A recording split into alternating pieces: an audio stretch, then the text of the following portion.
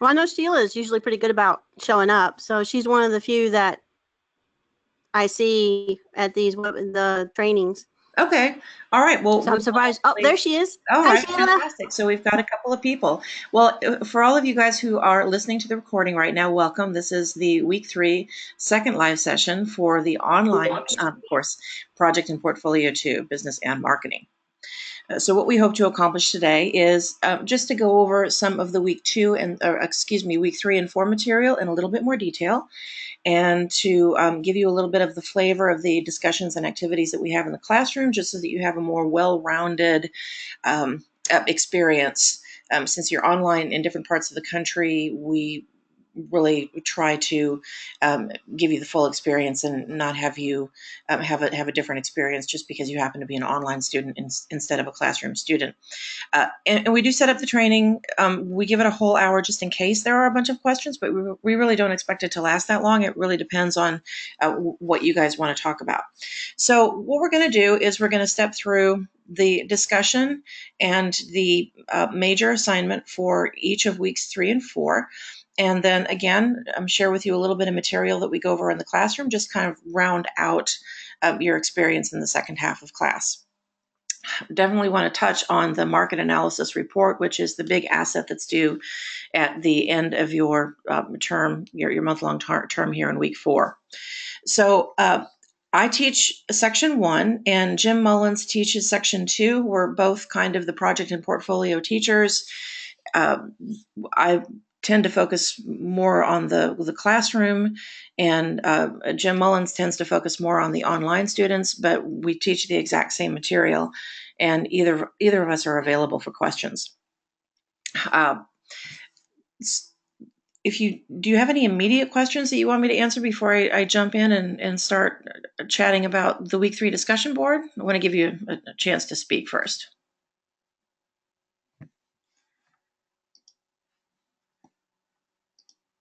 I don't think so at the moment. Okay. Okay, so thank you guys. So we'll press forward, and let's just begin with week 3. In week 3, and you may have already made your initial post for our week 3 discussion board, but what we're doing is we're creating customer personas, and I hope that you find this fun. What we're doing is we're creating fictionalized representations of real customers, and they allow us to treat our potential customers and our existing customers less as hypotheticals and more as real people. And we find that it helps to drive better decisions for the company, and it helps us to connect to our customers better. There was an extensive survey performed in 2013. 11,000 respondents in 8 different countries reported the vast majority of them did not feel that the brands that they were loyal to did a very good job of meeting them halfway with a conversation, a dialogue, sharing experiences, sharing values. And this is such a fabulous opportunity for a social media guru to have that space that the company or the brand can actually develop a dialogue and deepen the connections with their customers and their potential customers. So what the buyer persona here does is it gives us a chance to write a story, and we want to write it from the perspective of the buyer or the customer. And we don't want to write it from the perspective of the brand that we've been researching. It's not about, here are all the great things about our stuff and this is why you should buy it. It's more about what are the emotional drivers that this persona owns, and what would what would be the thing that would really fulfill them. And in that way, they find a connection with your product, as an example. And music is oftentimes a really good example. We have plenty of students who choose to research a record label, right? Perhaps Atlantic under the Warner label or something like that. And there could be an artist on that label who's really popular and who just strikes a chord with a person out there, and they have a story, they have a reason why they connect with this artist. Whether they see themselves in the artist, they see themselves in the story, in the lyrics that the artist shares with them, there's some sort of emotional connection there. So it's always about pulling the customer from their heart and their gut, and serving their needs, and finding the connection with the buyer from that perspective. So it's always about the benefits that the product or service you're researching provides to the customer, rather than just pushing out a series of features. Oh, this is a cool thing, and here's another cool thing about my stuff, and this is why you want to buy our stuff. Right? Lots of different departments within an organization can use a customer persona. It can help the sales team. It can help the product development team. It can help the customer service team. It can help the frontline people that you call when you dial the 800 number. So they are just vastly useful.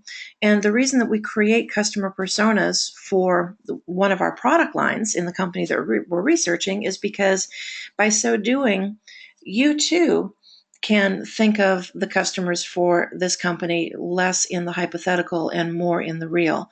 And you too might find them very useful when it comes to developing recommendations for your client, meaning the company that you're researching, once we get to week 4 and we're putting together that professional business report. Okay. So again, we hope that you have a good time doing this. We think that you'll have fun creating a story.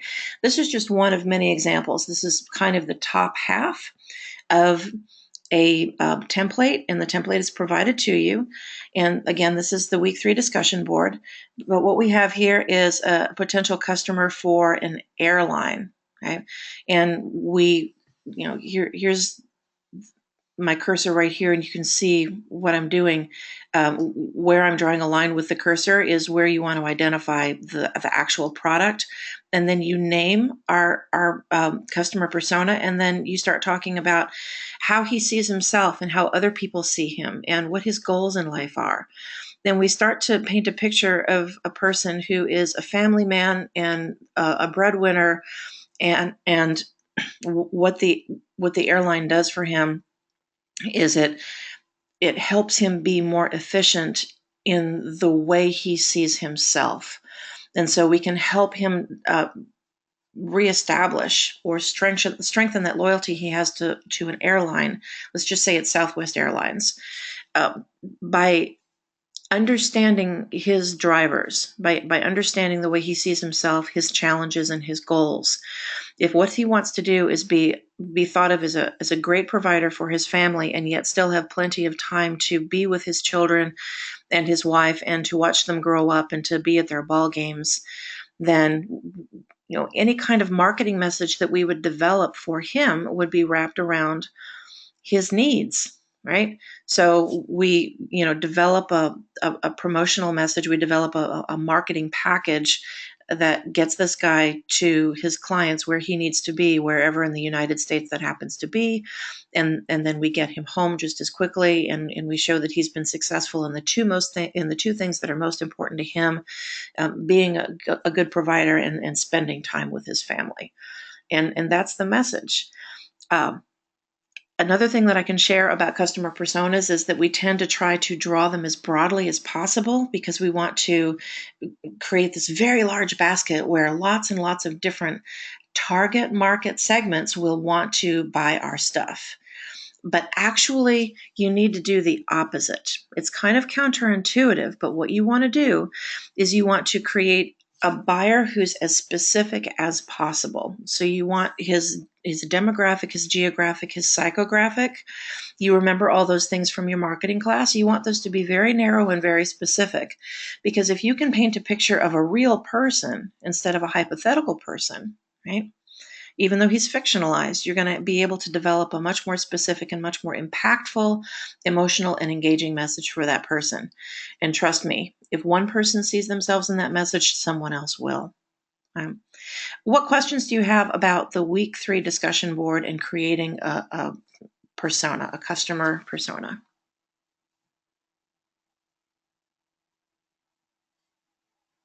Not yet. Okay. All right. Hearing no questions, we will move on. I want to share with you a little bit of a short lecture that we do in the classroom, and this is the chapter 3 in Business Competitive Analysis text. And some of the things that we talk about are trade-offs. Okay. A trade-off is someplace where you could really experience a stumble if you are putting together a market research report for your client who's contracted with you, or for your boss if you're working on a team and you're employed, or even your partner or your lender, right? Whoever you're doing the research for. When I say trade-off, what I mean is I just got a message that my audio may not be coming through. Did I drop out for just a second? Can you guys hear me okay?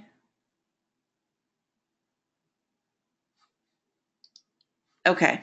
All right. Looks like I'm still there. Thank you for your patience. Um, so as I was saying, a trade-off is a place where you may stumble from time to time if you go too far down one rabbit hole instead of the other. And here's what I mean. When you do market research and you're creating a report, a presentation for your client, you want a good balance of information. You want to tell the story, which is the qualitative part, but you also want to include the statistics, the metrics, which is the quantitative part. If all you do is tell stories, then you don't quantify it and you don't give the context that you need. But if all you offer are statistics, then you also don't give the stories that go along with it. And again, you've deprived the client of the context that they need. So a trade-off is really a balance. And the warning here is to make sure you don't go too far one direction or too far the other. There are plenty of places where you can wind up trading off. Another really excellent example would be finding a balance between precision, which is going really granular, and perspective, which is giving the really high level 30,000 foot perspective, right? Yeah, you want to make sure that you're approaching it from both directions. In our textbook, it gives you a good 25 different measures on which you might find yourself going too far in one direction or the other. And just being aware of it will help you pull back to center and find that balance that helps in turn create an excellent presentation or an excellent report. So trade-offs is one of the things that we talk about. Can either of you think of an instance in your personal or professional life where you had to find that balance?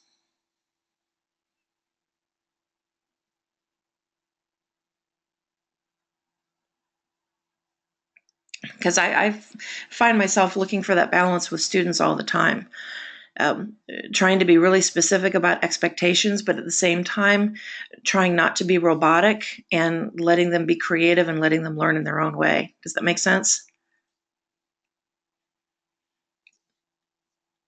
That's one of the balances that I look for. When we talk about levels of failure or sources of failure, again, you'll discover more in the textbook if you haven't already read it. But what we're talking about there are places where you might not be met uh, halfway in order for you to get your work done. Real quick aside here, one of our guests says that that with their own research papers, they find the need to look for balance all the time. Agree wholeheartedly. When we talk about levels of failure and sources of failure, we're talking about things like can you fail at the decision making level? Well, yes, actually you can. You can fail at the planning level. You can fail at the implementation level. And what that means is you might actually have made the right recommendation. Your client may have said yes to your recommendation, but then they don't implement the plan that you gave them correctly. And so the results wind up being less than expected. So that's a failure at the implementation level. When we're talking about sources of failure, they could come from the individual doing the analysis if the skill level isn't there yet. It could come from the business itself. Maybe the company or your employer who's asked for research has not given enough credence to the work they've asked you to do and has not provided the resources that your team needs. You might not get the money, the people, or the time that's really necessary to do a good job. Okay? So those are examples of levels of failure or sources of failure. You might use the wrong tool, right? What if somebody asks you, what if you're Universal and your boss says, examine this new ride at this theme park at Disney, and I want you to benchmark their best practices and see what they do that we can adapt for our own operations, what works really well for them that we can adapt and put into our organization, and so that we can work just as well in that respect. That's benchmarking, and that's a real tool.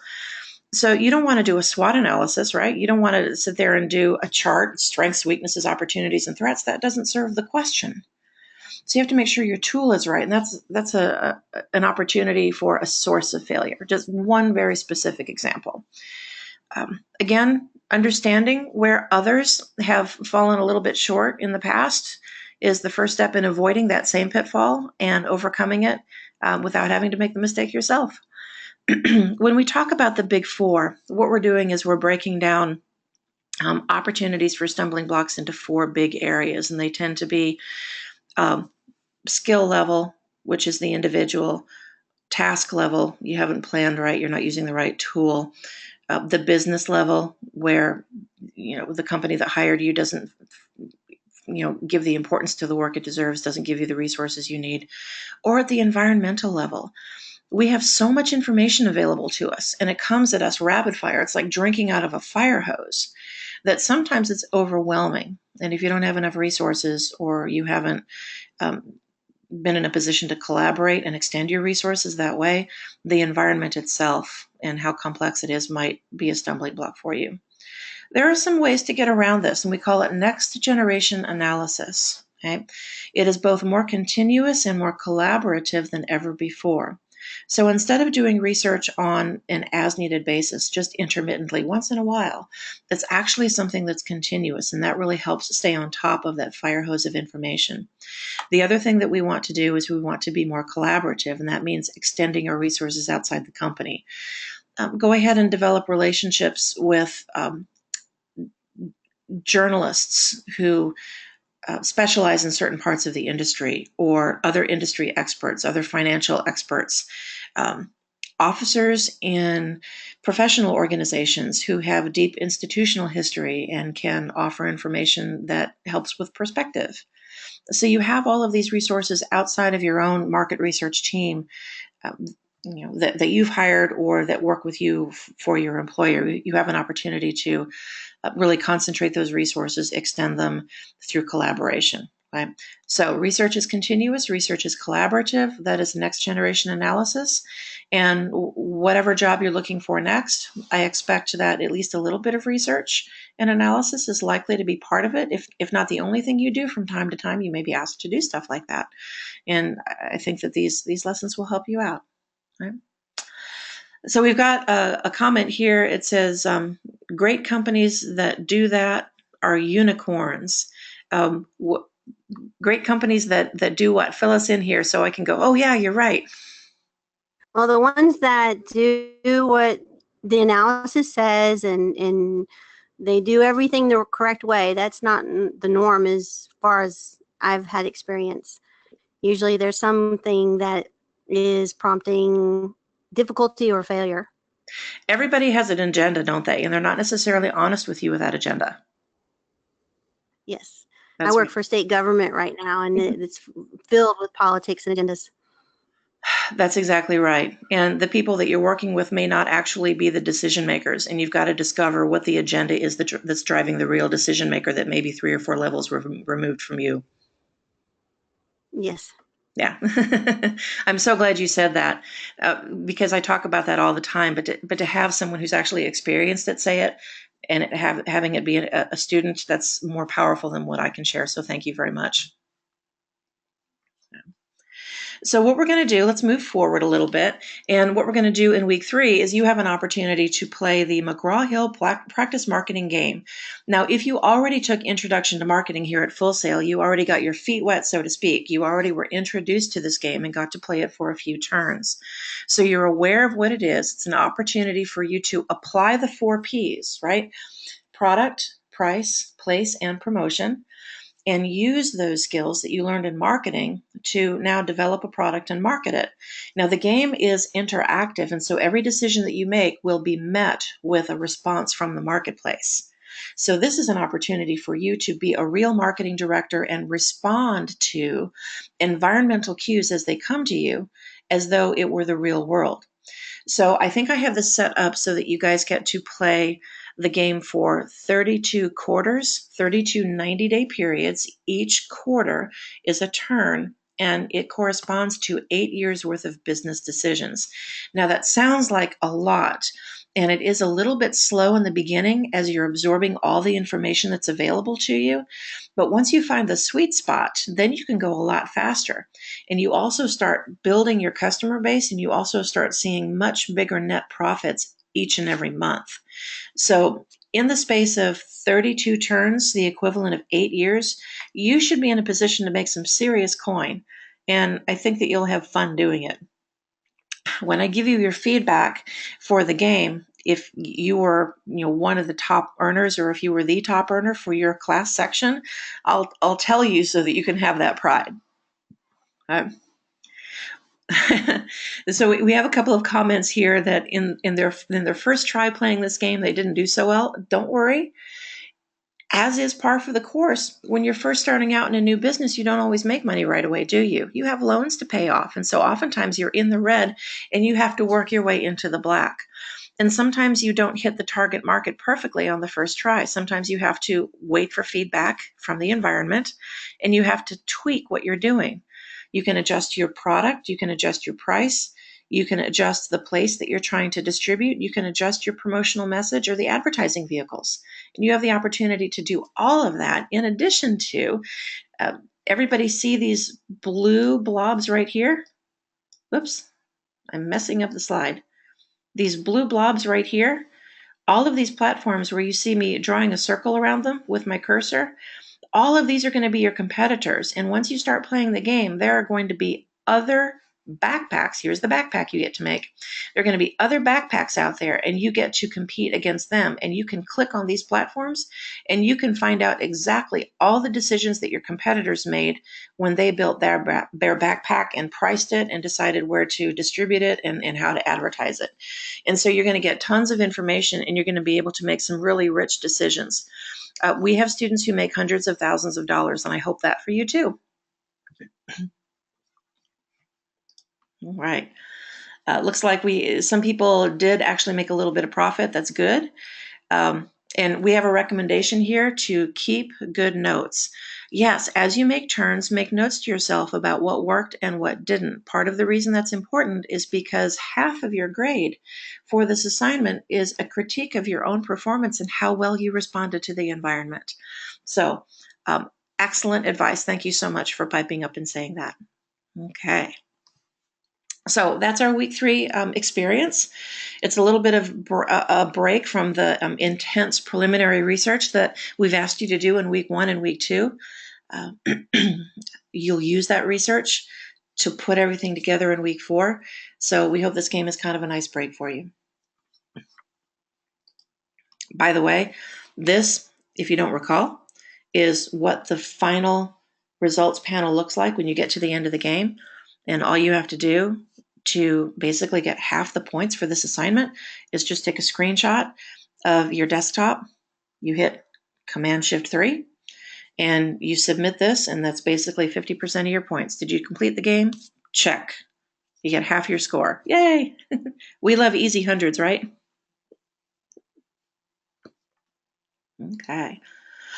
So this is one of the things that we talk about in class. This is called delivering the message, and this is one of the discussions that we have as we approach week 4.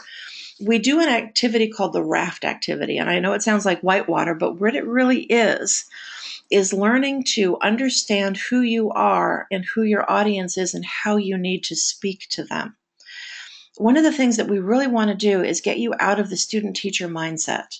Rather than think of yourself as someone turning in an assignment for a grade and thinking of your instructor as the person who scores your work, think of yourself as an employee or a client, and think of your teacher as your boss or your I said that wrong. Think of yourself as an employee or a contractor, and think of your instructor as your client or your boss. Think of them as your employer. And the work product that you submit, I want you to think about that as something that could very well be something you're asked to do for money in the future. The work products that we ask you to deliver are very similar to or the same as some of the tasks that you'd be doing in an actual paid job.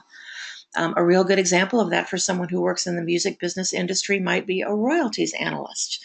You might take a job at a music label, and you might be in charge of collating all the plays of certain songs and determining through data analytics, what artist gets what payment, and pass that report along to the accounting department. But you're in charge of artists getting their due. And that's what a royalties analyst does. And it's a great starting place if you want to work in the music business. And now you have your foot in the door at the label, and you have an opportunity to talk to other people who work at the label. And maybe if what you really want to do is A&R, you want to rep artists and manage artists for the label, that's your stepping stone, right? So know what role you want yourself to be as you promote yourself online and in person, and know who your audience is. Right? Know what the best format is to talk to them. If someone sends you their demo reel and they want you to critique it, maybe you don't want to send them an email. Maybe you want to talk to them face to face so that they can understand the nuance of your expression. There's a lot of room for misinterpretation when you're just putting words on a page.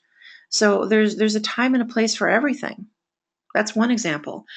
I had a young lady in the classroom who was just adorable, teeny tiny, petite, pretty. She wanted to be an A&R rep for Epitaph Records. If you know anything about Epitaph, it's a really heavy metal label. And she needs to present herself as someone who can handle that position. So if she were to put a photograph on her website, it probably wouldn't be the one with the fuzzy focus and the white lace and daisies in the background. That's not the photograph that we want to put up. We want to put up a photograph that has a little bit more edge to it, maybe a black and white photograph. And, if this young lady has tattoos on her shoulder, this would be one place where it's okay to show your tattoos. It's not going to stop you from getting the job, right? So you have to be aware of who you are, who you're presenting, and who your audience is. And you want to be consistent with that message so that you can attract the people, the employers, right, that you're trying to attract, lenders, business partners, whomever. But you want your message to be consistent, and you want it to tell a story. Make sense? Questions about that? Okay. All right. Anyway, so that's one of the things we talk about in the classroom. We actually have some fun with it. We make people communicate from some really weird points of view, like you have to be an endangered animal, or you have to be a homeless person, or you have to be a knight in shining armor, or an Olympic athlete, and the rest of the class has to guess who you are by the words that you use and the way you choose to present yourself. So it's a really fun exercise. And it drives the point home if we have to be aware of who we are, and we have to be aware of who our audience is every time we try to communicate something that's going to be useful to us in our career in the future. Okay. All right. If there are no questions on that, I'm just going to continue moving forward. What we talk about more than anything else in week 4 are communication tips, how to package results and deliver messages to your client or your boss to be most effective. What we're looking for here are future-oriented action steps. When we do market research, we're not really looking to just drop a bunch of data on our boss's lap or rehash information that they already have. What we're looking to do is to use that information to move forward. We're trying to use it to develop insights, conclusions, and use them to create recommendations. These are, again, future-oriented action steps. So the most successful presentations and reports are going to be future-oriented, and that's how you want to package the results. And here's a tip. If there are technical aspects, you want to describe them very carefully. But for everything else, you want to be fairly short, especially in a live presentation. If someone asks you a question and it's not technical, a 1 or 2 sentence answer is best, so that the person who asked the question doesn't have time to forget what they asked, and so that you can hold on to the interest of the rest of the audience members and move on quickly. Right? Again, packaging the results, very important.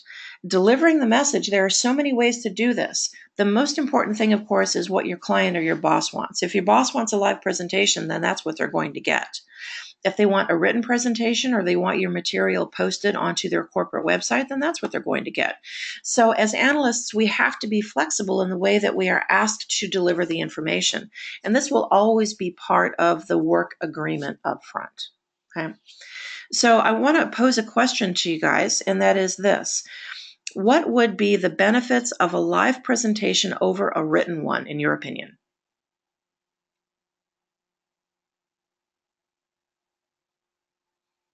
What would be the benefits of a live presentation over a written one, in your opinion? Okay, so we're able to see facial expressions. Yes, when we're one-on-one and we're in the room together, we can sense tone, expression, lots of things that are not available on the page. We can also answer questions in real time, right? And we can dispel any doubts, okay, very quickly. If we just give a written presentation and we're not with the person, we don't know what the questions or doubts are. Okay. Are there any benefits of a written presentation over a live one? What can you think of? What are the benefits of a written presentation over a live one? Okay. So the suggestion is if we have to deliver bad news, we don't want to be up front so they can throw tomatoes at us, right? You do make a good point. Another aspect of a written presentation is how inexpensive it is. A live presentation sometimes involves getting a whole bunch of people in one room at once, and that's expensive in terms of the human resource, plane flights, reserving a room, refreshments, lots of things. Paper is cheap. Electronic transmission of a written report, extraordinarily cheap. So that is one benefit. Another benefit is if someone does have a question, okay, the live presentation comes and goes. It's ethereal, but what's on paper is memorialized eternally. Did she say 90 or 19? Let me go look. She said 19. Okay, that's a lot different from 90. Glad I looked that up. Right? So you can't misinterpret a fact. It's right there in black and white. Those are a couple advantages of written reports. So these are examples of how delivering the message can be important. Some of the communication difficulties that we encounter, and I'll only go into detail on one, would be transmission noise. Okay? As an example, how many texts a day do you get or give? I'll bet you it's more than one.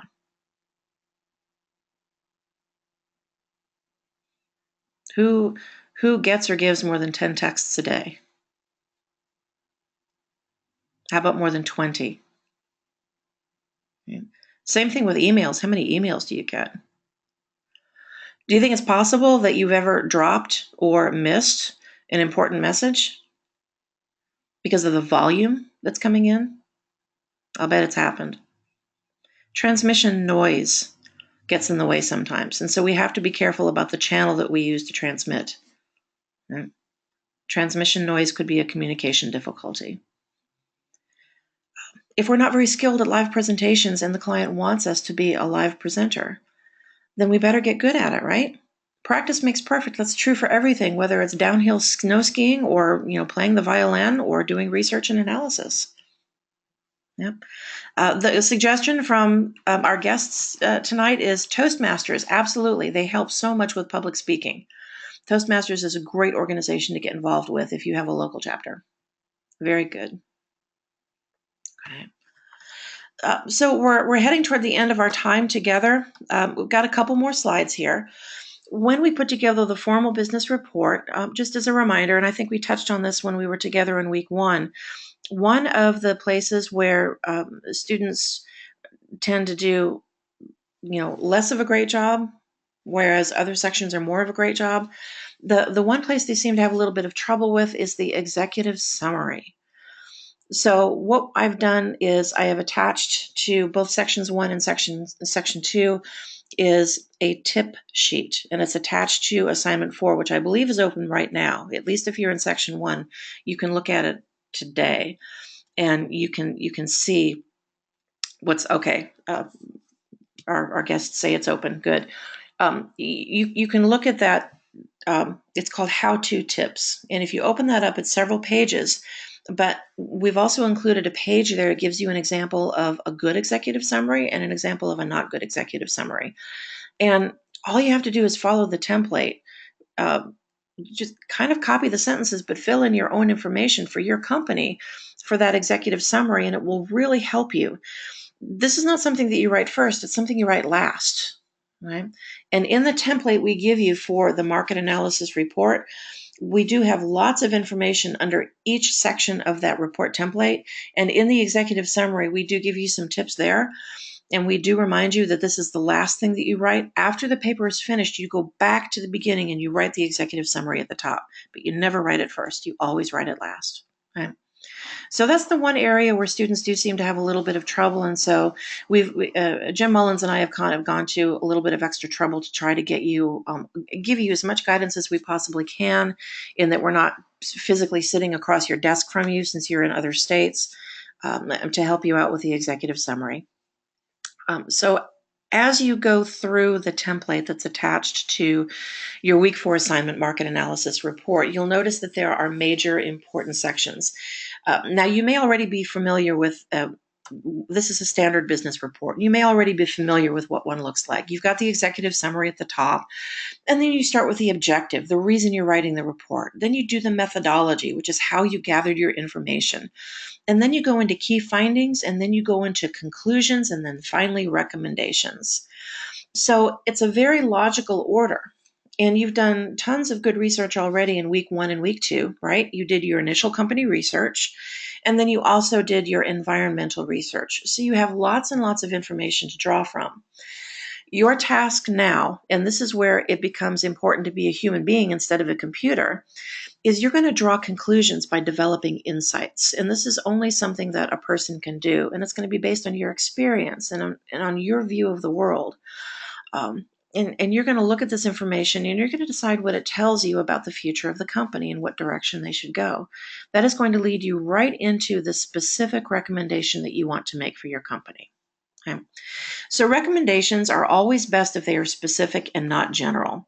Rather than saying you really need to do more social media, instead say, because of your target market segment, you need to do more advertising on Pinterest, which is really good at targeting young women ages 16 to 24. Here's the team that you need to set up to get that done. Here are the major areas that you need to address. This is how soon you should roll out the program. These are the major messages that you want to impress, and this is how long the program should last, and this is how you want to review your results. Right? That's the kind of recommendation that you make. And here's a really cool thing about recommendations. They don't have to be perfect. Right? All they have to do is get the client or your boss talking. Okay? They have to be close so that you get your client excited and they start talking. They'll make it perfect. They'll go back to the data and they'll start discussing what works and what doesn't, because other people are going to get into the conversation at that point. The finance people and the product developers and the operations people, and they're all going to figure out which is the best way to implement. Right? But when they start talking, you know that they're serious about picking up your recommendation and running with it. We're going to do something called a SMART recommendation. Okay? And I've just typed the word SMART in here. And what that means, and I'm sure you've probably seen this acronym before, it means specific, measurable, whoops, gotta spell measurable right, okay, attainable, relevant, and time-bound. Okay, so I'm gonna hit enter and put that in the chat box. Our SMART recommendation is going to be specific, not general. It's going to be measurable, which means you're going to be able to put a metric to it, a statistic to it, like a quantity or a timeline. It's going to be attainable, which means that it's not something impossible to do. It's realistic. It's going to be relevant to the end goal. right? Not something off in left field, but something tightly focused. And it's going to be time bound, which means that there is a beginning and an end, and you have deadlines to hit. Right? So that's how we create future-oriented action steps that will really get the client talking and get them set on the path of not only adopting your recommendation, but implementing it properly. Right? Follow the logical order of the template that we provide you for the market analysis report, and it's really hard to go wrong. Keep findings in the findings section, keep recommendations in the recommendations section, and so on. That just keep all the information that's pertinent to that category in that category of the paper, and I think you'll be golden. I think you'll do a really good job. Right. All right, who has questions about the market analysis report? Okay, no questions at the moment, just a smiley face. Awesome. We'll take that as a thumbs up. So here is something that I share with my campus class when we get to the end. The skills that you're going to get better at over the course of the term, we hope, will be research, analysis, writing, and reports. One of the most important things that employers look for today is communication skills, and that includes writing, right, as well as soft skills like being able to talk to people. Right? They also want you to be adaptable. They want you to be flexible, which is so important in a world when the information is coming at us rapid fire and the environment changes so quickly. So real companies, big companies, Fortune 500 companies, they want you to have communication skills. They want you to be adaptable. Right? The asset that we're going to leave this term with, Portfolio 2, will be a formal market analysis report. I also offer some tips and takeaways. The most important one is probably to let the research guide your recommendation. Don't back into it with your own assumptions. Right? Your client does not want to know what you think, and not to be rude or insensitive about it, but they don't care what you think. They care what you think others think. To say it another way, a sample size of 1 does not do your client any good. So sharing just your opinion with them does not help them. However, okay, when you're looking at a sample size of 1,000 or 1,000,000, okay, when you're gathering information about the whole marketplace out there, your buyers, your potential buyers, your competitors' buyers, that's a much richer database of information, and that has some statistical validity. So you never want a sample size of 1. You want a sample size of however big you can get it, 1,000,000 if possible. Right? So what your client is interested in is they are interested in your opinion and everybody else's opinion. Does that make sense? Okay. So let the research guide your recommendations. Secondly, know that market analysis is continuous. As soon as you finish a project, it's going to be obsolete. You're going to start all over again. That's just the way it is. And that's okay. Okay, job security, right? Number 3, be willing to collaborate. Be willing to extend your efficiency, your effectiveness by collaborating with people inside and outside of the company. Number 4, strive to be understood. Your recommendations could be stellar, right? But if you're not communicating them correctly, if you're not packaging the results, delivering the message, and avoiding communication difficulties like transmission noise, okay, then it doesn't matter how good the recommendations are. Okay? Finally, be comfortable that analysis takes practice. Okay? Every time you do it, you get better. Every time you do it, you get better. So you guys, thank you so much for being with me this evening. That's all I have for you tonight. Any last minute questions before we say our good nights?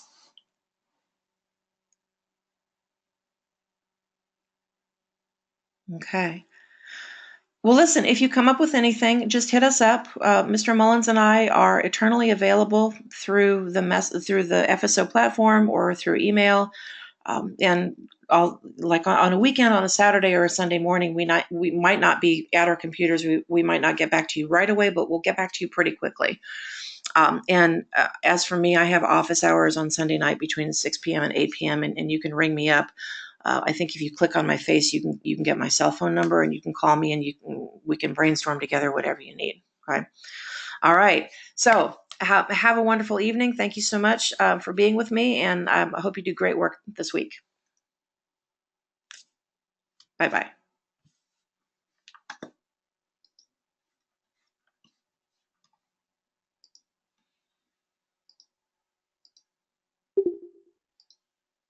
Thanks. You too. And I'm sorry I didn't have a lot of questions. Oh, I've been that's doing this for okay. 22 years. So, No, sometimes they don't occur to us right away. Sometimes they occur to us later. So whenever you're ready. yeah. And when what you were talking about is your personal thing, it's more important that your information be right.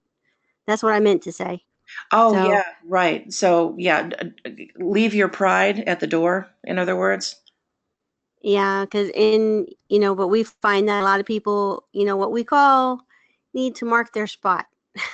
Exactly. I understand exactly what you're talking about. Yeah. Yeah, So, you got to let go of that. You've got to let the data guide your decisions. You have to have humility in that way. I appreciate you saying that very much. yes. So, well, have a good night Thank you and so see you later, much. Sheila. Well, Sheila's already gone. You take care. Bye.